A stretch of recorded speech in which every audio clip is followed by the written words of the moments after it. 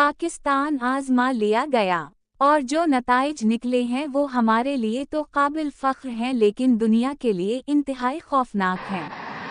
ऐसा लगता है कि जैसे हम पहले अपनी कुछ कायदाना कमज़ोरियों की वजह से एक खुदसाख्ता एहसास कमतरी में मुब्तला थे, लेकिन पाक अफवाज ने सिर्फ 3 घंटे में हमारी सोच, दुनिया की सोच और खित्ते की तारीख को बदल कर रख दिया। एक सोच थी कि पाकिस्तान 10 दिन जंग लड़ने का मुतहम्मिल नहीं हो सकता। वो इस सोच में बदल गई कि पाकिस्तान 10 दिन में भारत जैसे 10 ममालिक को 10 मरतबा तबाह कर सकता है। अगर मैं आपको कल मिलाकर बताऊं तो पाकिस्तान ने महज 3 घंटे 45 मिनट की जंग में भारत को तबाही के दहाने पर ला खड़ा किया, और जब सिर्फ इतनी कसर बाकी रह गई कि सिर्फ एक फूंक मारनी थी और पूरा भारत इस गड्ढे में गिरक हो जाता, तो दुनिया के वो चौधरी जो पेप्सी और लीज चीप्स के पैकेट लेकर सिर्फ तमाशा देखने बैठे थे, वो सब कुछ फेंक कर इस तमाशे में कूदने पर मजबूर हो गए। कुछ कह रहे हैं कि मोदी ने ट्रंप को फोन किया। मोदी ने किया, मोदी के हवास काम कर रहे थे। मोदी को तो जब होश आया होगा तो कुछ इस किस्म के कलमात मुंह से निकल रहे होंगे। मैं कथे आ तो आ कौन आई, ए की ए मैं पागल आ तुम पागल आए हैं, ओए ए कौन ए। वो तो पूछ रहा होगा कि क्या भारत तबाह हो गया और हम सब सूरग में हैं। फिर इसे बताया गया होगा कि नहीं, आप सबको बचा लिया गया है। ट्रंप साहब मौका पर पहुंच गए थे।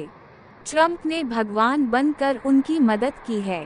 अब ये उसी को पहुंचेंगे, वरना उनको तो समझ ही नहीं आ रही थी कि कहां-कहां से मिसाइल आ रहे हैं और कहां-कहां गिर रहे हैं। किया तबाह हो गया और बचा किया है।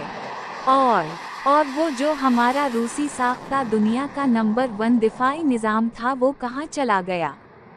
वो क्या कर रहा है? मोदी के इस जंगी जुनून की पूरी इमारत 3 सतूनों पर खड़ी थी। 1. राफेल तैयारे नाकाबिल शिकस्त हैं। 2. भारत के दिफाई निज़ाम के होते हुए यहाँ परिंदा पर नहीं मार सकता। 3. पाकिस्तान भारत के आगे 10 दिन नहीं टिक सकता। इन तीनों सतूनों को ज़मीन बोस होने में 3 घंटे और 45 मिनट लगे। पहला सतून राफेल तो उसी दिन गिर गया जिस दिन भारत ने हमला किया। दूसरे सतून रूसी साख्ता दिफाई निज़ाम को गिराने के लिए पाकिस्तान ने अपने सिर्फ 2 परिंदे भेजे थे, और इन 2 परिंदों ने इस जदीद तरीन दिफाई निज़ाम को भी तबाह कर दिया। कैसे किया, किसी को समझ ही नहीं आई। ईमानदारी से कहूँ तो खुद में भी अभी तक समझ नहीं पाया कि पाकिस्तान ने ये किया कैसे। वो रूसी साख्ता दिफाई निज़ाम बलामबालिगा 50 तैयारों और इतने ही मिसाइलों को एक ही वक्त में हैंडल करने की सलाहियत रखता था। कुछ कहते हैं वो कंप्रोमाइज्ड हो चुका था, हैक हो चुका था। लेकिन मैं सलाम पेश करता हूँ इन शाहीनों को जिन्हें बताकर भेजा गया था कि इस मिशन से वापसी नामुमकिन है, लेकिन आपने टारगेट हिट करने से पहले हिट नहीं होना।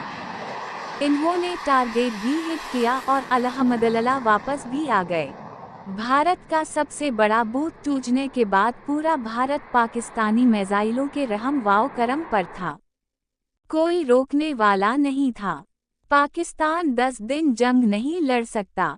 ये जुमला पाकिस्तान के लिए ऐसा ही है जैसे कोई माइक टायसन को कहे कि तुम तीसरा राउंड नहीं लड़ सकते, थक जाओगे। माइक टायसन के आगे तीसरा राउंड कभी किसी बॉक्सर ने देखा भी है? माइक टायसन की फाइट में सिर्फ पहले राउंड के 3 घंटे रेफरी बजाता था। इसके बाद के सारे घंटे माइक टायसन खुद बजाता था। मुखालिफ की आंख फिर अस्पताल में खलती थी और वो नर्स से पूछता था कि क्या दूसरा राउंड नहीं होगा। नर्स उसे दिलासा देती थी कि होगा बाबा, जरूर होगा, लेकिन फिलहाल तुम्हारी एक टांग टूट गई है, बाजू की हड्डी 4 जगह से फ्रैक्चर है, सर पर गहरी चोट आई है जिसकी वजह से तुम्हारा दिमाग अभी अगले कई साल तक के लिए माफ हो चुका। 4 पसलियों को भी शदीद नुकसान पहुंचा है। अब तुम माइक टायसन तो किया किसी के भी सामने सीधे खड़े नहीं हो सकते। कुछ इलाज करवा लो, ठीक हो जाओ, फिर लड़ लेना। भारत के साथ भी कुछ ऐसा ही हवा है। मुकम्मल नॉक आउट। इन 3 घंटों की गोलाबारी में मोदी के इख्तियार से सब कुछ निकल चुका था। राफेल की पहले ही मिट्टी पलीद हो चुकी थी, लिहाजा इंतहाई ज़रूरत के बावजूद पाकिस्तानी JF थंडर के मुकाबले में भारत के किसी तैयारे ने अड़ान नहीं भरी। हमारे तैयारे भारत की फिजाओं में अकेले दंदनाता फिर रहे थे। पाकिस्तान के ड्रोन्स ने मत मारी हुई थी।